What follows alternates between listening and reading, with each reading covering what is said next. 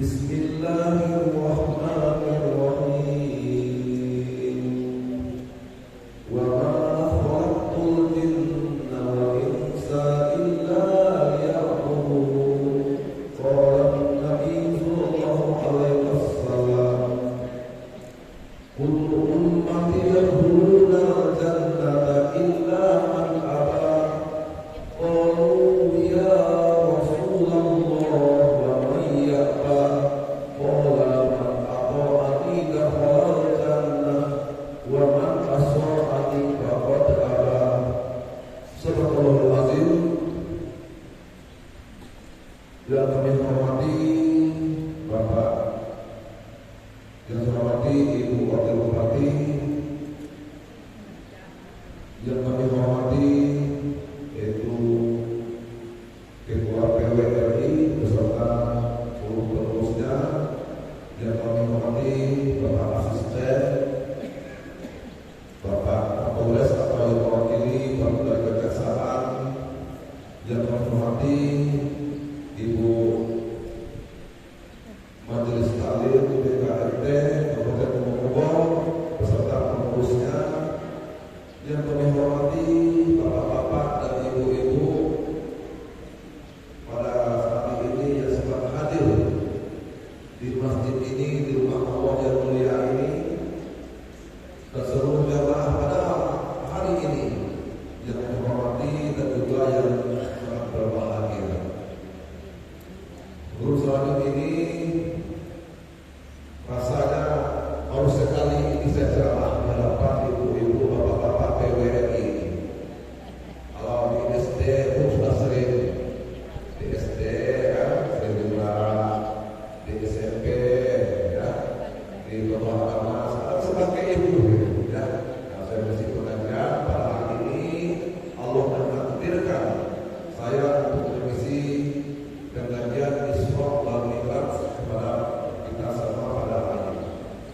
Mudah-mudahan hadir kita di sini dengan langkah kita, dengan ayunan kita, tangan kita senantiasa mendapat pahala di sisi Allah, seluruh pahala yang senantiasa dan pernah terputus di hadapan Allah Subhanahu wa Ta'ala. Amin ya rabbal alamin. Sebelum selanjutnya ini saya akan membuat pepatah atau pantun. Kalau mau pergi ke Mekah, jangan lupa membeli kapas. Sudah sering Bapak Ustaz berceramah, hari ini rasanya cemas Bapak Ustaz menghadap orang yang tua-tua sudah berpengalaman. Ya, berpengalaman, sudah banyak yang dirasakan. Istilahnya itu banyak lama hidup, banyak yang dirasakan, banyak yang ditempuh, dan perjalanan banyak yang dilihat. Maka untuk itu pada hari ini saya akan menyampaikan tentang Isra wal Mi'raj kepada ibu-ibu bapak-bapak. Di ibu-ibu ini sehat, ini ibu-ibu sehat, hatinya sehat,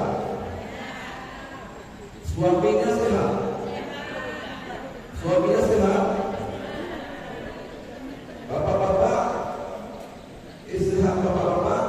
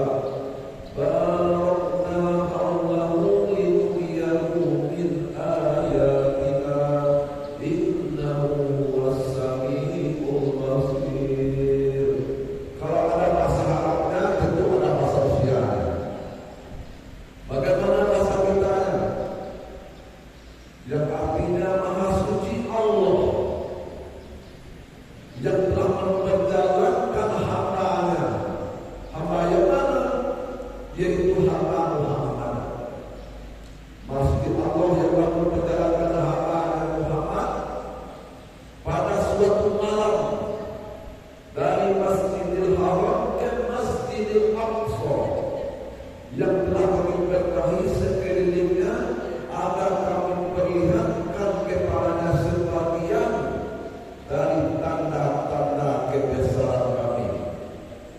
Sesungguhnya Allah Maha mendengar lagi Maha melihat. Berdetik tolak dengan ayat ini bahwasanya sebelum Nabi Muhammad di-Isra Mi'rajkan oleh Allah, tentu kita tahu apa itu Isra, apa itu Mi'raj, apa tujuan Isra wal Mi'raj. Kalau kita pada hari ini kita melaksanakan Isra Mi'raj, kita menyampaikan tentang Isra Mi'raj. Maka untuk itu Isra Nabi Muhammad diperjalankan oleh Allah dari Masjidil Haram ke Masjidil Aqsa. Sedangkan Mi'raj Nabi Muhammad diangkat oleh Allah dari Baitul Maqdis ke Al-Bait. Tujuan Isra wal Mi'raj itu sama-sama kita mengetahui tidak lain dan tak bukan hanyalah menjemput sholat 5 waktu sehari semalam. Sebelum Nabi Muhammad lahir ke dunia ini, Bu, dikandung oleh ibunya. Siapa nama ibu Muhammad, Bu? Siti Aminah. Tak kala Siti Aminah itu mengandung Nabi Muhammad itu tidak pernah merasa sakit, mudah dimudahkan oleh Allah. Tak kala Muhammad dilahirkan oleh ibunya, dimudahkan oleh Allah Subhanahu wa Ta'ala, tidak pernah merasa sakit. Maka untuk itu Nabi Muhammad dia ada 4 orang yang membesar Muhammad, yang mengasuh Nabi Muhammad, yang memimpin Nabi Muhammad itu. Siapa 4 orang itu? Yang pertama ibunya yang bernama Siti Aminah. Bapaknya Abdullah, kakeknya Abdul Muttalib. Kemudian diasuh oleh Ali bin Sa'id. Ya, 4 orang ini sebagai pengasuh sampai Ali bin Sa'id ini menyusui Nabi. Setelah ibu meninggal, yang menyusui Nabi yaitu Ali bin Sa'id. Apa artinya itu? Santun dan lemah lembut itu Ali bin Sa'id itu artinya. Maksud Nabi Muhammad Isra Mi'rajkan oleh Allah, Nabi Muhammad dibersihkan hatinya. Hatinya mana? Siapa yang membersihkan hati Nabi? Apakah Nabi itu? Tidak.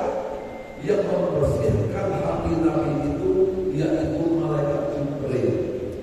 Pak Ustaz, bagaimana cara bersih?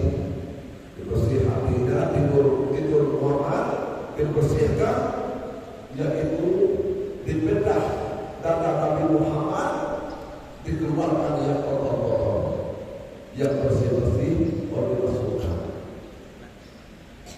Lalu Jibril memanggil, wahai Muhammad, wahai Mikail, bawa pelajaran ke sini. Mikail menjawab, untuk apa hai Jibril? Ini kita membersihkan yaitu hati Nabi Muhammad dengan air Zam-Zam. Maka kalau orang pergi ke aku ada air Zam itu untuk membersihkan hati, yang membersihkan isi-isi yang ada dalam Nabi Muhammad. Kemudian di mana itu, bagaimana cara Jibril membelah dadanya? Ada beberapa, ada dengan pisau, ada dengan makilkan. Dibersihkan, dimasukkan tempat. Apa yang dimasukkan kepada Muhammad itu? Yang pertama ilmu, yang kedua iman, yang ketiga Islam, yang keempat hikmah. Maka keempat ini dimasukkan dalam Muhammad ini sebelum Nabi Muhammad di-Isra Mi'rajkan oleh Allah Subhanahu wa Ta'ala. Jelas, Bu? Selesai belum nih? Belum selesai, Bu? Belum. Jadi sebelum Muhammad di-Isra Mi'rajkan oleh Allah Subhanahu wa Ta'ala. Lalu Nabi Muhammad itu naik, ya, 7 lapis langit Nabi Muhammad naik. Untuk menjadi sholat itu 7 lapis langit. Langit pertama Nabi Muhammad bertemu dengan Nabi Adam. Ya, bertemu dengan Nabi Adam.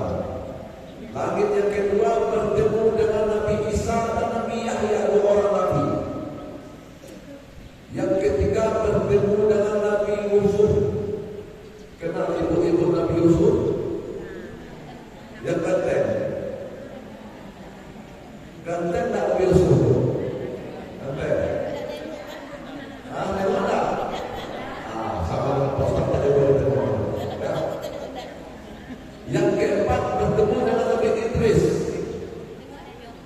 Yang kelima bertemu dengan Nabi Harun. Yang keenam bertemu dengan Nabi Musa. Yang ketujuh bertemu dengan Nabi Ibrahim. Berarti 8 orang itu. Waktu Nabi Muhammad di Israel itu 8 orang. Kita akan berbasis sebagai rakyat. Tentu kita menyampaikan tentang perjalanan seorang Mira, gitu ya. 8 orang yang ketemu Nabi ini, Nabi itu, Nabi lain itu, Nabi Isa dan sebagainya itu mengucapkan marhaban ya Muhammad, selamat datang wahai Muhammad. Ya, lalu setelah itu setelah sampai ke Suratul Mustafa itu bertemu Nabi Muhammad, bertemu dengan Allah sendiri-sendiri gitu. Kata kalau lagi bertemu dengan Allah, yaitu sendiri-sendiri. Jadi artinya itu Allah sendiri-sendiri itu apa tujuan bertemu Allah itu? Yaitu Nabi Muhammad menjemput sholat. Ya, apa hasil sholat? Dalam hasil sholat ini yang didapat oleh Muhammad pada waktu itu sholat 50 waktu sehari semalam. Turun Muhammad bertemu dengan Nabi Musa. Bilang Nabi Musa, wahai Muhammad, ya Musa, apa yang kau peroleh wahai Muhammad? Ya Musa, kita ini diperintahkan oleh Allah untuk mengerjakan sholat 50 waktu sehari semalam. Wahai Muhammad, bilang Musa, minta keringanan dengan Allah. Kalau 50 waktu itu tidak sanggup umatmu untuk mengerjakan sholat 50 waktu sehari semalam, minta keringanan dengan Allah. Lalu diminta keringanan. Akhirnya turun iman. Berarti menjadi 45 waktu sehari semalam. Lantas turun lagi Muhammad. Wahai Muhammad, bagaimana wahai Muhammad? Diturun oleh Allah 55. Berarti sudah menjadi 45. Kalau kita baca lebar 9 kali Nabi Muhammad itu turun naik, akhirnya sholat yang 50 waktu sehari semalam itu menjadi 5 waktu sehari semalam. Maka nilai sholat 5 waktu sehari semalam itu sama dengan nilai sholat 50 waktu sehari semalam. Maka untuk itu sholat yang diwajibkan kepada hamba-hamba ini, kepada umat Nabi Muhammad. Kalau sempat kali sholat 50 waktu sehari semalam susah kita. Kita lagi capek-capek ke kebun, ke sawah, pas pulang tidur datang lagi azan. Tidur sebentar datang lagi azan. Tidur lagi sebentar datang lagi azan. Kapan kita mau tidur? Kapan kita mau istirahat? Kapan kita bertemu kawan kita? Karena sholatnya 50 waktu sehari semalam. Maka Allah memberikan keringanan bahwa sholat yang 50 waktu ini diturunkan oleh Allah menjadi 5 waktu sehari semalam. Nilainya itu sama dengan sholat yang 50 waktu sehari semalam. Kalau sempat 50 waktu sehari semalam, sebentar azan, kenapa azan? Hayya 'alas shalah.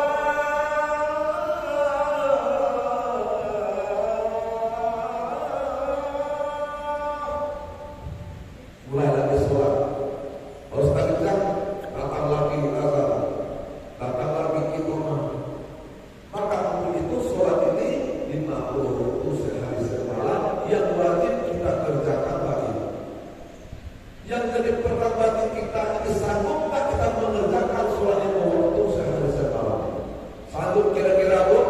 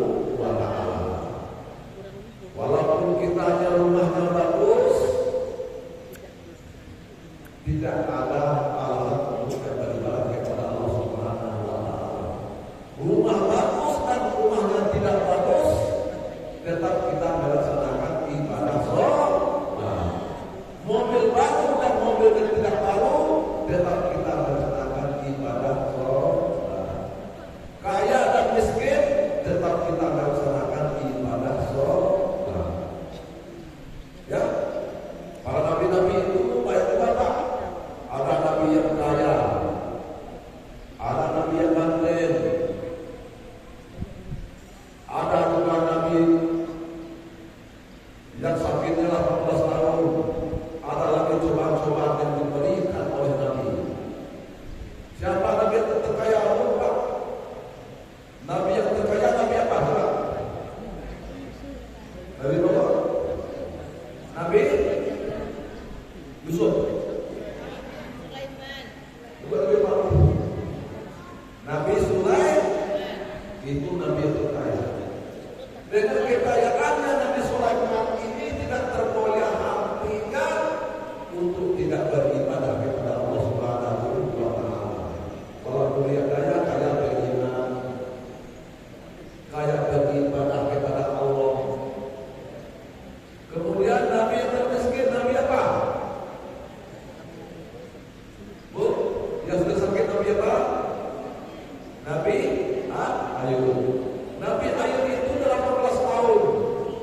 Usia 18 tahun diberikan oleh Allah sakit yang sulit untuk disembuhkan, tetapi dengan sakitnya Nabi Ayub itu tidak membuat hatinya, qalbinya untuk tidak beribadah kepada Allah Subhanahu wa Ta'ala.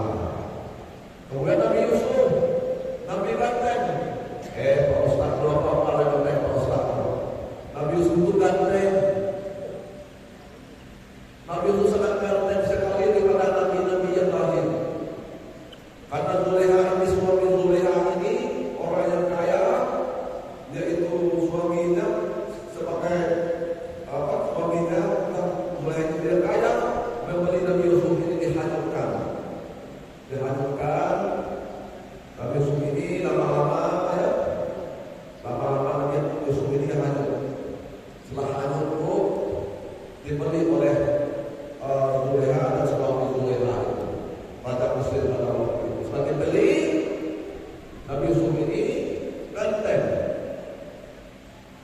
dipelihara oleh Zulekha. Makin lama makin besar, makin lama makin besar Yusuf ini, makin lama makin besar, dan makin besar makin ganteng gitu. Ya, akhirnya Zulekha ini, ya, ada naksir dengan Nabi Yusuf ini. Suatu ketika apa yang diperintahkan Zulekha dikerjakan Yusuf. Hai Yusuf, kerjakan ini, dikerjakan. Wahai Yusuf, dikerjakan. Wahai Yusuf, kerjakan. Suatu ketika wahai Yusuf, bersihkan kamar wahai Yusuf. Dibersihkan kamar, bersihkan. Lalu Zulekha itu kunci pintu. Kenapa hai Zulekha? Bahwa saya cinta padamu. Bukan kecil ya, saya cinta kepadamu. Akhirnya, wahai Zulekha, saya takut dengan Allah. Wahai Yusuf, sudah nolong. Ini kan tidak ada orang nolong. Wahai Zulekha, Allah Maha Meli, Allah Maha Mendengar. Mendengar. Allah Maha Melihat, Allah Maha Mendengar. Akhirnya larilah Nabi Yusuf, ditarik baju. Tarik baju ya, robek bajunya. Lalu robek, karena Zulekha ini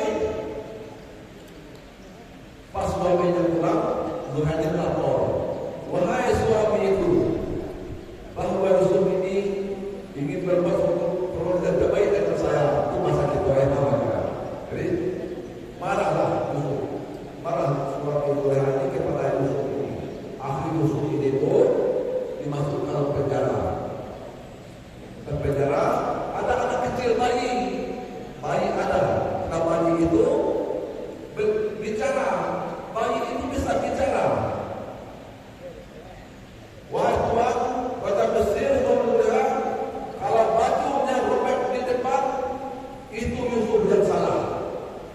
Tetapi apabila bajunya robek di belakang, Zulekha yang salah. Akhirnya Zulekha, bukan Yusuf yang salah, tetapi Zulekha yang salah. Akhirnya Yusuf itu keluar dari penjara. Pendek cerita, akhirnya suami Zulekha itu meninggal dunia. Setelah meninggal dunia, lalu Yusuf diangkat oleh suami Zulekha itu menjadi Raja Mesir pada waktu itu. Setelah itu Zulekha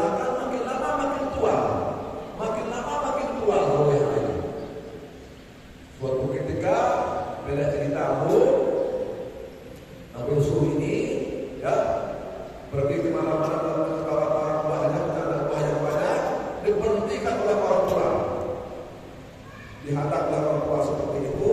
Siapa kamu? Dia langsung, saya ini Zuleha. Tidak mungkin Zuleha, saya ini Zuleha. Akhirnya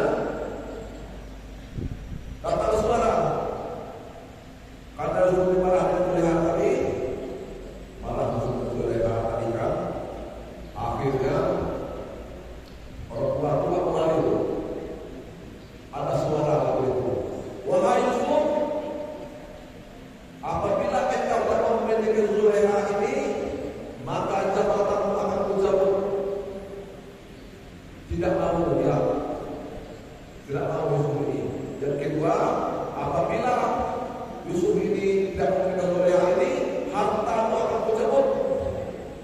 Akhirnya Yusuf menikah dengan Zuleha, ya. Sudah nikah itu terus ibu, bukan keturunan, berebut. Apa keturunannya ibu? Ini laki-laki Yusuf bersangkan, ini Zuleha. Wah Yusuf, sebelum ijab kabulnya selesai, jangan dibuka matamu, wah Yusuf. Pejamlah mata itu. Orang tua, Yusuf kan neng, orang tua. Wah Yusuf, sebelum ijab kabulnya selesai, jangan dibuka matamu. Dan ijab kabul, wah Yusuf, bukakan matamu. Dibuka mata, ternyata Zuleha ini menjadi anak yang berumur 17 tahun atau 25 tahun. Saking cantiknya, Allahumma wa'alta baina Yusuf wa Zuleha. Ya Allah, satukanlah hatiku dengan Zuleha sebagaimana engkau menyatukan Yusuf dan Zuleha. Nah, balik cerita itu terus. Kalau saya cerita Yusuf aja bisa setengah jam, Nabi Isa setengah jam, dan Nabi lahir. Kita lanjut Islam ya. Jadi saudara ini artinya itu sebenarnya wacana bagi kita agar kita untuk melaksanakan kewajiban kita kepada Allah.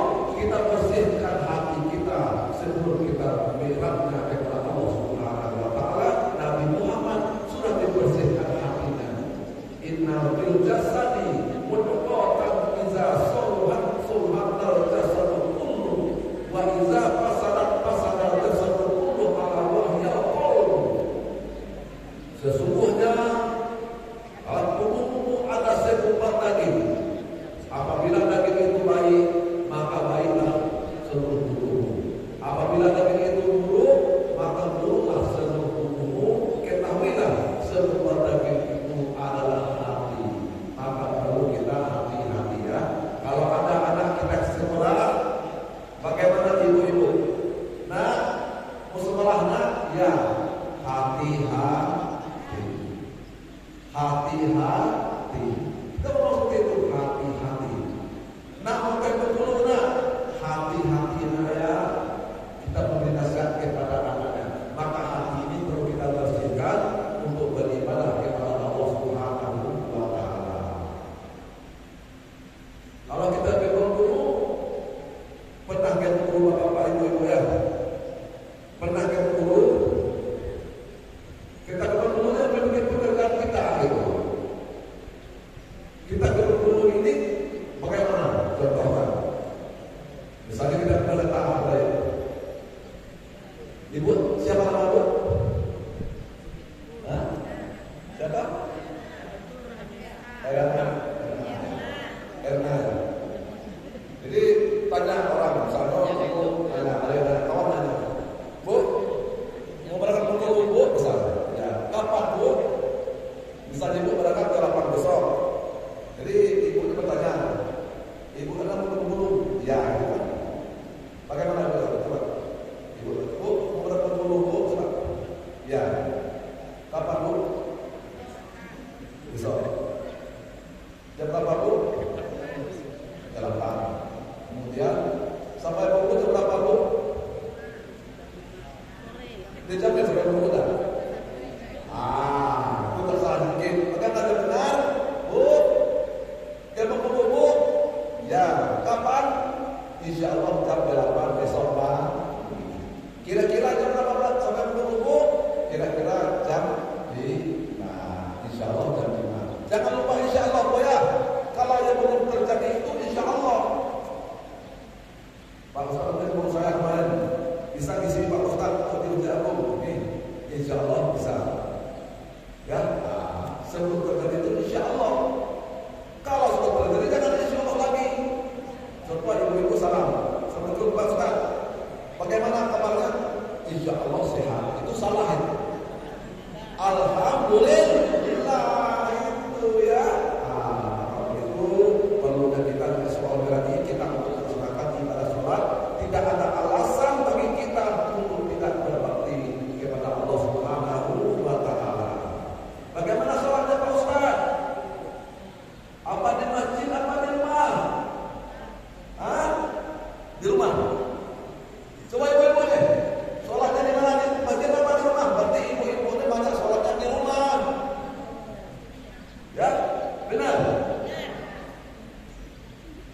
Di masjid boleh buka. Dulu ya nggak boleh. Rasul melarang perempuan itu ke masjid dulu. Sekarang boleh. Belum lagi ibu-ibu cantik keluar. Banyak lihat orang situ. Dulu tuh zaman dulu tuh yang lahir perempuan dipotong leher dulu. Dulu. Maka perempuan itu diajukan di rumah. Sekarang boleh kan ke masjid.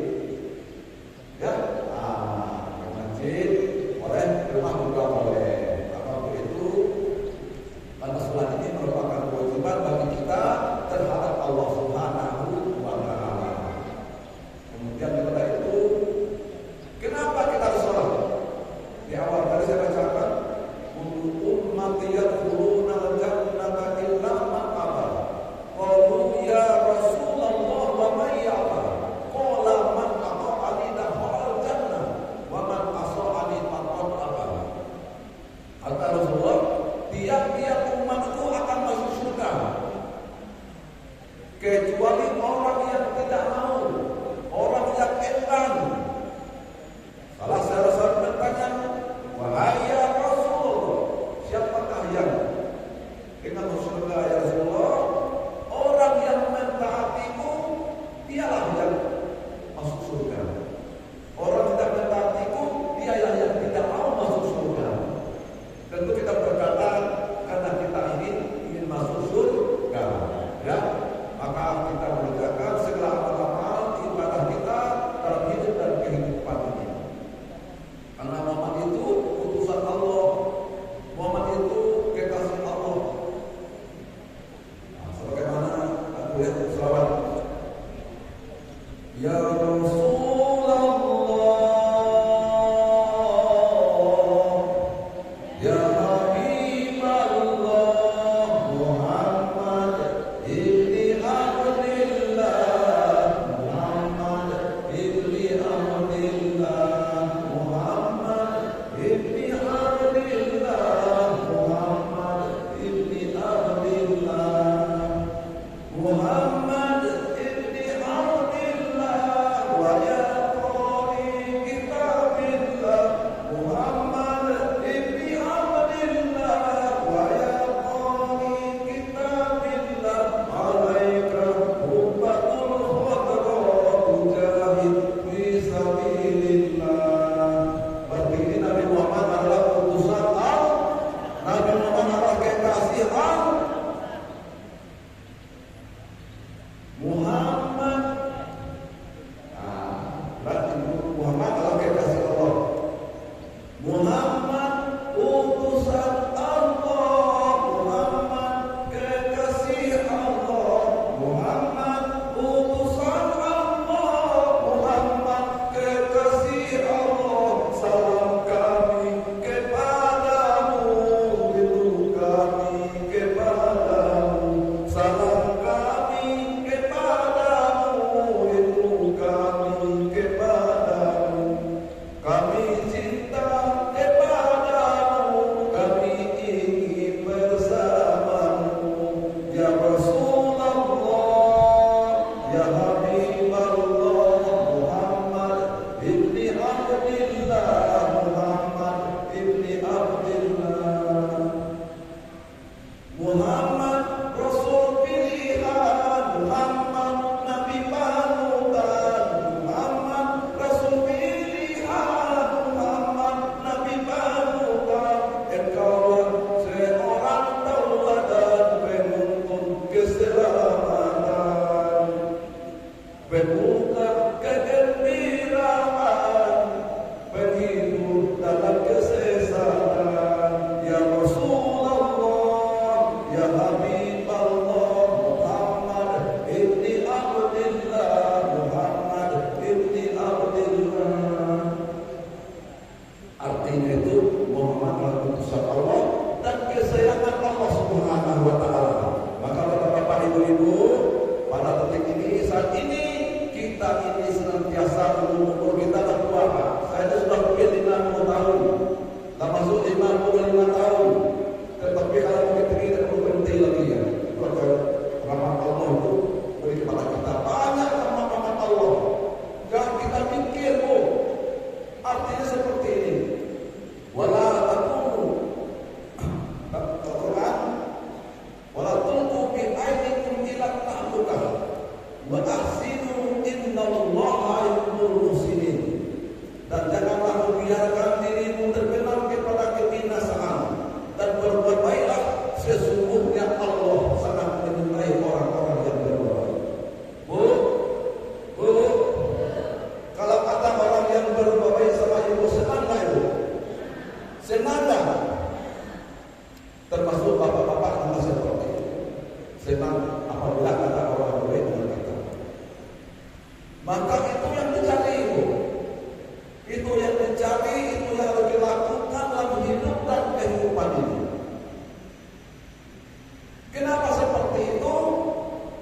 itu untuk menambahkan iman, untuk menambahkan amal ibadah kami. Kalau itu dikerjakan ke Rasulullah itu taat beribadah kepada Allah bengkak kaki dulu, tetapi karena Rasulullah ini menyukuri nikmat-nikmat Allah yang diberikan kepadanya, beribadah kepada Allah Subhanahu wa Ta'ala. Akan kita berbagi berdua, Pak. Kita ini berapa tahun lagi kita hidup ini? Allah tak memberikan. Pak, umur Bapak kau 3 tahun lagi itu. Itu rahasia Allah. Sebelum Allah membuka rahasia yang kita sudah tahu berapa tahun lah kita hidup di dunia ini. Nah, sampai kita menyesal. Ibu beli mobil menyesal, itu biasa. Ibu beli kebun menyesal yang tak ada buahnya, itu biasa. Tetapi kalau penyesalan kita hidup ini itu cukup di dunia saja. Yang sampai kita menyesal di akhirat nanti. Karena kita untuk menghadap Allah Subhanahu wa Ta'ala itu kita sendiri-sendiri. Jelas kata Allah, innal abrara lafi na'im wa innal fujjara lafi jahim. Orang-orang yang berbakti itu kata Allah benar-benar berada di dalam surga. Orang yang durhaka itu benar-benar berada di dalam neraka. Maka untuk itu kita beribadah ini kalau wajah kita berseri-seri. Kenapa wajah kita berseri-seri? Karena fajar ilmu kita memancar.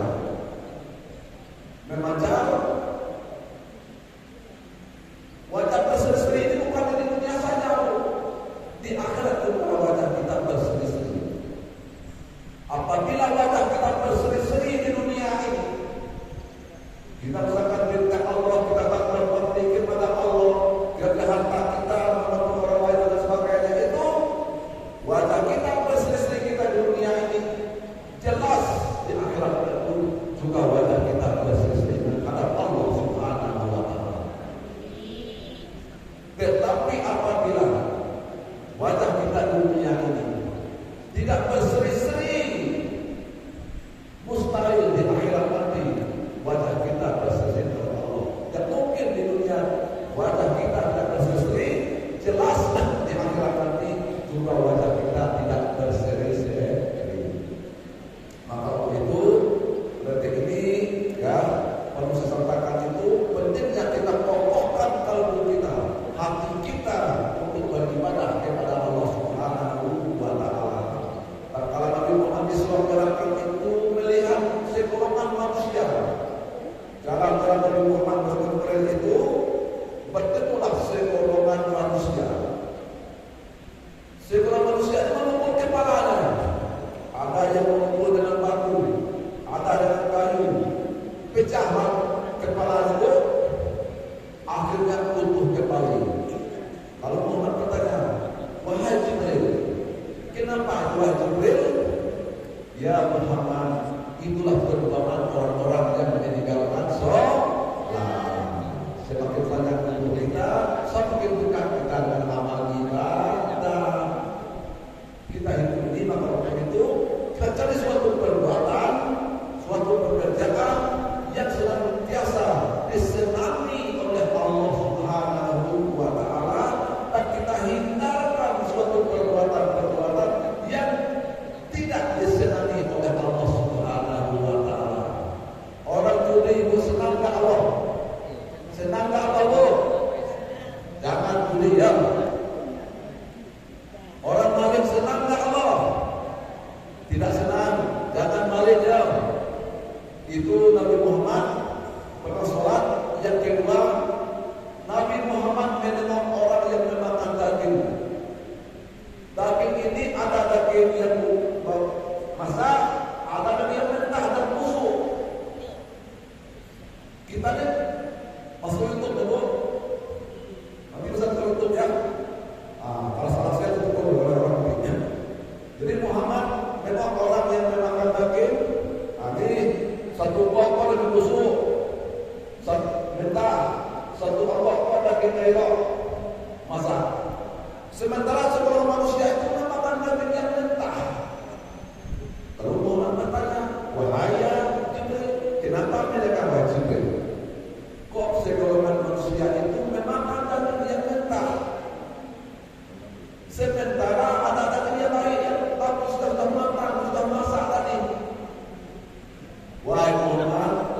Itulah perumpamaan orang yang ada yang halal diambil yang haram. Bagaimana Ustaz? Memiliki istri yang halal, mencari perempuan yang laki. Memiliki suami, istri mencari laki-laki yang lain. Dihindarkan kan? Pil itu seorang wanita ada memiliki simpanan pria idaman laki. Laki-laki bagaimana? Laki-laki itu takwil, seorang laki-laki yang memiliki perempuan, simpanan perempuan idaman lain, wanita idaman lain. Itu hindarkan. Maka perlunya kita bertobat kita kepada Allah. Dan sampai kita seperti itu, kita memakan daging yang busuk, sementara ada daging yang bagus. Maka untuk itu, hendaklah kita hindarkan itu perbuatan-perbuatan itu yang tidak disenangi oleh Allah Subhanahu wa taala. Carilah perbuatan yang disenangi oleh Allah Subhanahu wa taala, seperti kita bertobat kepada Allah Subhanahu wa taala, karena Allah sedang menjadi hamba-hamba yang bertobat. Innallaha yuhibbul tawwabina wa yuhibbul mutatahhirin. Sesungguhnya Allah sangat menjadi orang-orang bertobat dan sangat menjadi orang-orang yang menyucikan hatinya. Perlu kita bersih hatinya juga ya. Hati perlu kita bersihkan, karena untuk orang-orang itu juga dengan wabuk, dengan hati yang bersih, ya, dengan wajah yang berseri. Ya wala yaqul man wala banun illa man aqallahu bi qalbin salim. Pada hari itu harta tidak berguna, anak-anak tidak berguna, kecuali kepada Allah dengan hati yang bersih. Nabi Muhammad meninggal dunia umur berapa, Bu? Nabi Muhammad meninggal dunia umur berapa? 63 tahun. Tentu kita bilang ini ada yang lebih 63, ada yang belum 63. Ya. Nabi Muhammad itu tak mikir. Sebelum meninggal dunia tak mikir di mana istri, tak mikir. Di mana anak tak mikir. Di mana jabatan tak mikir. Di mana harta tak mikir. Yang dipikir bagaimana umat kita ini agar umat menjadi penerang dalam kegelapan. Ya, kegelapan ini artinya bisa masyarakat, yaitu amal-amal ibadah dan suatu yang sangat dicintai oleh Allah Subhanahu wa taala. Senang tak ini kita lakukan ini? Kita berusaha senang tak kita? Kalau senang kita kerjakan. Kalau tak senang, usahakan untuk menghindarkan perbuatan-perbuatan yang disenangi oleh Allah Subhanahu wa taala. Apalagi kita berdua kan berusaha jadi berdua, berusaha mencari suatu pekerjaan yang senantiasa disenangi oleh Allah Subhanahu wa taala, seperti Nabi Muhammad senang berbuat baik, senang bersedekah, seperti sedekah tadi, jangan takut bersedekah.